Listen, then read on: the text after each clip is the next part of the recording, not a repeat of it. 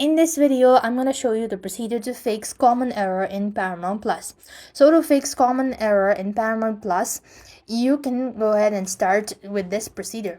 First thing first, you could restart your device or go with the basic one. That is, hold on to your side button and then restart your device, as sometimes restarting can fix temporary glitch as well.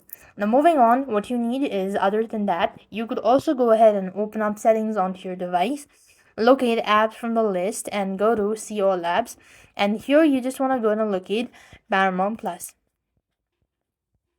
As you locate Paramount Plus, you then need to click on to storage and cache. So here you could go and click on clear cache. That should be able to help. Now moving on, what you need is, you could also go ahead and check for an update.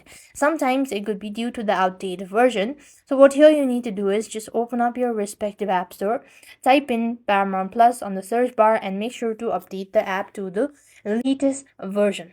Now, if nothing works out, then what you want to do is, you could also check your internet connection. Sometimes it could be due to the poor connectivity. So you just want to open up settings and make sure to update it to the latest. You just want to make sure to restart or refresh. That might also be able to help. Now, these are some of the simple or common things or common error in the Paramount Plus.